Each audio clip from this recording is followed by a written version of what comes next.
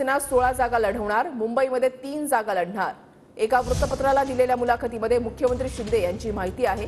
लोकसभा निवडणुकीनंतर राज्यामध्ये मंत्रिमंडळाचा विस्तार होईल अशी माहिती मुख्यमंत्र्यांकडून देण्यात आली आहे। आम्ही सरकारी कंपन्या आणि मंडळांवरही नियुक्त्या करू असं देखील त्यांनी सांगितलंय। मिलिंद नार्वेकरांना आम्ही कोणतीही ऑफर दिलेली नाही असं शिंदेंकडून स्पष्ट करण्यात आलंय।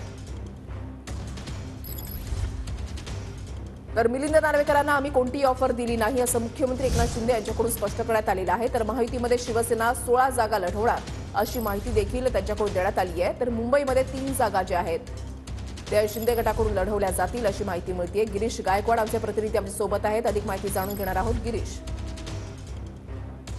जसं यापूर्वीच आपण सांगितलं होतं की शिवसेना म्हणजेच एकनाथ शिंदे यांची शिवसेना ही मुंबईमध्ये 3 जागा आणि महाराष्ट्रात एकूण 16 जागा लढवणार आहे। त्यापैकी 3 जागा ज्या आहेत त्या मुंबईच्या असतील आणि असंच वक्तव्य जे आहे ते मुख्यमंत्री एकनाथ शिंदे यांनी एका खासगी वृत्तपत्राला दिलेल्या मुलाखतीमध्ये सुद्धा केलेलं आहे। जागा वाटपाचा फॉर्म्युला निश्चित झाला असं त्यांनी म्हटलेलं आहे आणि लोकसभा निवडणुकीनंतर मंत्रिमंडळाचा विस्तार होणार आहे। काही जणांना मंत्रिमंडळामध्ये समाविष्ट करून घेतलं जाईल। त्यासोबतच आपण जर पाहिलं तर इतर ज्या काही बाबी आहेत त्या सुद्धा पूर्ण करणार असं सुद्धा त्यांनी म्हटलेलं आहे। लोकसभा निवडणूक मी लढवणार नाही असं सुद्धा म्हटलंय। बरेचसे कयास लगावले जात होते की मुख्यमंत्री एकनाथ शिंदे हे ठाण्यातून लोकसभा लढवतील, मात्र शिवसैनिकाला आम्ही संधी देऊ असं सुद्धा त्यांनी स्पष्ट केलेलं आहे। आणि यासोबतच मिलिंद नार्वेकर यांच्याबाबत चर्चा होती की दक्षिण मुंबईतून निवडणूक लढवतील आणि त्यापूर्वी शिवसेनेमध्ये त्यांचा पक्षप्रवेश होईल, याबद्दलचाही दावा त्यांनी खोडून काढलेला आहे आणि त्यांनी स्पष्ट केलेलं आहे की मिलिंद नार्वेकर यांना आम्ही कुठलीही ऑफर दिलेली नाहीये।